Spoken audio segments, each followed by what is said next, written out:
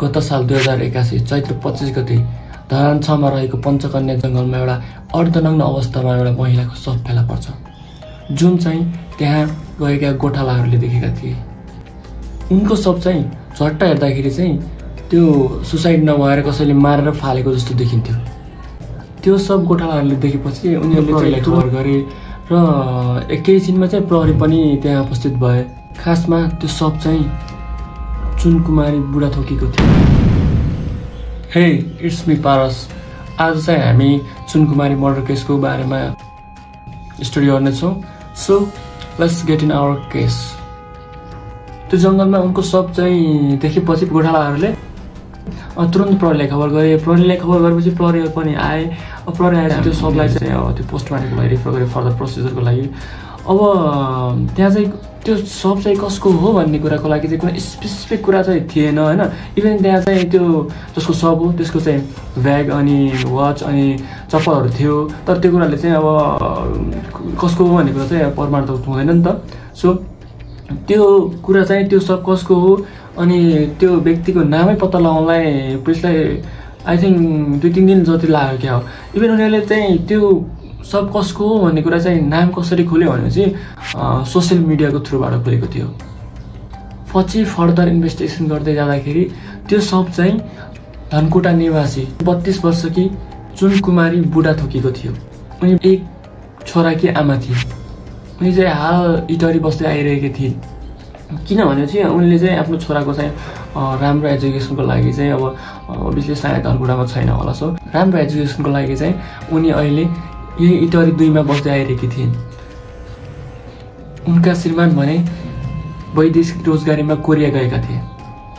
यो केसमा चुनकुमारीको मर्डर हुनुमा मुख्य कुरा चाहिँ एउटा ईर्ष्या छ अनि एउटा शङ्का छ अनि लोभ लालच पनि देखिन्छ अलिअलि। सो यो केस चाहिँ एसपी सुमन कुमार तिमिल सेनाले ह्यान्डल गर्दै थिए।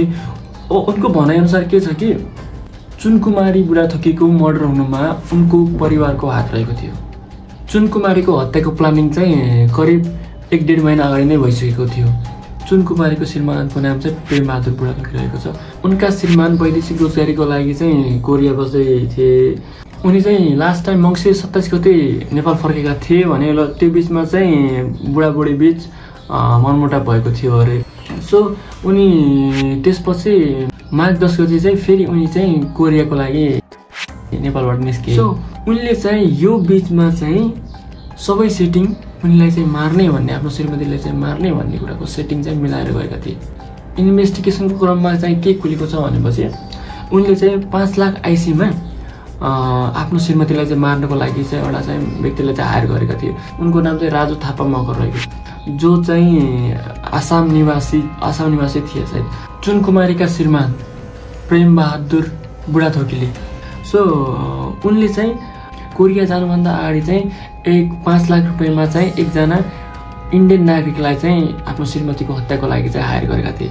उनले एडभान्स स्वरूप त्यो व्यक्तिलाई चाहिँ 30,000 अलरेडी दिइसकेका थिए र बाँकी चाहिँ को रकम चाहिँ काम भएपछि उनले त्यो चुनकुमारीको हत्या गरेपछि दिने सम्झौता भएर उनी चाहिँ नेपालबाट चाहिँ कोरिया फर्केका थिए।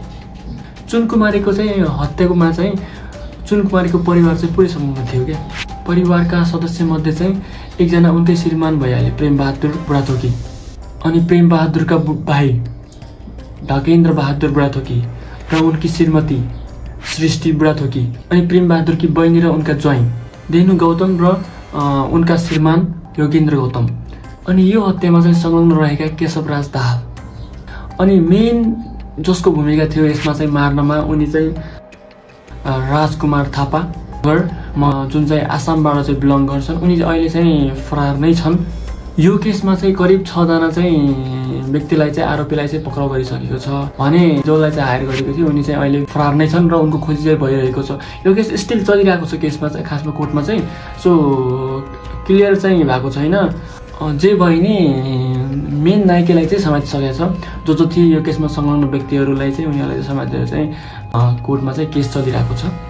जुन दिन चाहिँ चुनकुमारीको हत्या गरिएको थियो त्यो दिन चाहिँ खासमा चाहिँ के भएको थियो, स्टक अबाउट द्याट। हत्या हुनुभन्दा अगाडि चुनकुमारीलाई चाहिँ प्रेम बहादुरले चाहिँ फोन गरे कोरियाबाट।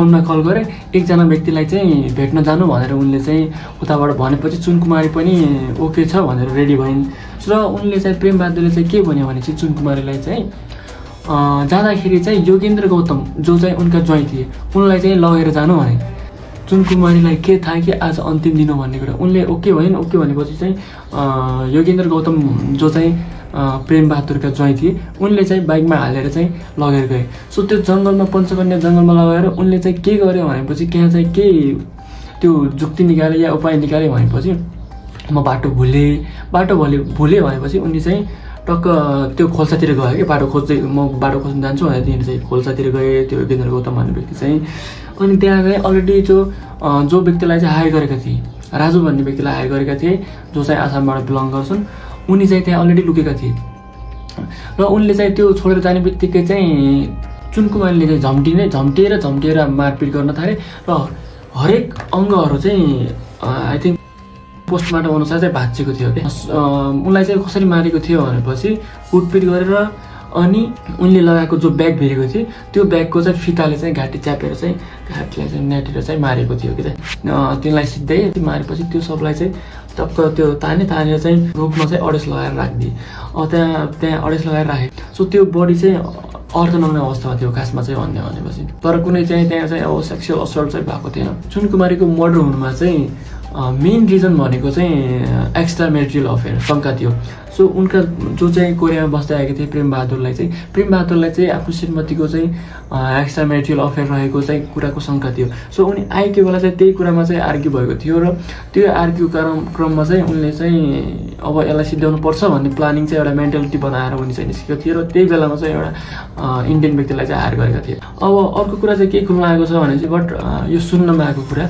अब भनेअनुसार बाहिर मैले सुनेअनुसार त्यो आर्टिकलमा चाहिँ त्यो कुनै लेखेको छैन होइन यो स्पेसिफिक कुरा यसको कारणले पनि हो भन्ने कुरा तर चाहिँ अर्को कुरा चाहिँ के छ भनेपछि उनको नाममा केही सम्पत्ति रहेको थियो अरे अनि त्यसको कारणले पनि अब डिभोर्स माग्दाखेरि चाहिँ उनले नदिने जस्तो कुरा गरिन् सो प्रेमबहादुरले चाहिँ डिभोर्स मागेपछि उनले चाहिँ नदिने जस्तो कुरा गरे यो हत्या भएको कुरा चाहिँ जानकारी मागेको छ बट यो चाहिँ कुरा चाहिँ आर्टिकलमा चाहिँ कुनै एउटा स्पेसिफिक कुनै एउटा गभर्मेन्ट अफिसर या पुलिसले चाहिँ कुनै यसो स्पेसिफिक कुरा चाहिँ भनेको छैन कि यसको कारणले पनि भएको हो भन्ने कुरा खास मेन रिजन चाहिँ यसमा चाहिँ त्यो एक्स्ट्रा मेटेरियलको शङ्का छ त्यही कुरालाई चाहिँ इस्यु बनाएर चाहिँ हत्या गरिएको छ प्रेमबहादुर बुढाथोकीलाई चाहिँ एसपी तिमीजनाको टोलीले चाहिँ त्रिभुवन विमानस्थलबाट नै उठाएको थियो सो अहिले चाहिँ 6 जनालाई सार्वजनिक गरेको छ भने स्टिल राजु थापा चाहिँ जसलाई चाहिँ हायर गरेको थियो मर्डरको लागि उनी चाहिँ अहिले फरार नै छन् भन्दा पनि भयो मेबी अब उनी चाहिँ पक्राउ हुन्छ भने चाहिँ म कमेन्टमा चाहिँ गरिदिन्छु कमेन्टमा चाहिँ त्यो पिन गरिदिन्छु कमेन्ट चाहिँ केस चाहिँ स्टिल अनगोइङ नै छ चलिरहेकै छ so this is the today case study तपाईँहरूलाई के कस्तो लाग्यो प्लिज कमेन्ट गरिदिनु र तपाईँहरूलाई चाहिँ केही अर्को केसको बारेमा केही थाहा छ भनेपछि त्यसको बारेमा चाहिँ तल कमेन्ट गर्नु होला म त्यसमा रिसर्च गरेर आर्टिकलहरू हेरेर त्यसमा चाहिँ बनाउने कोसिस गर्नेछु तपाईँहरूलाई कस्तो लाग्यो प्लिज लाइक कमेन्ट गरिदिनु होला मन पऱ्यो भने सब्सक्राइब पनि गरिदिनु होला हस् thank you so much for watching me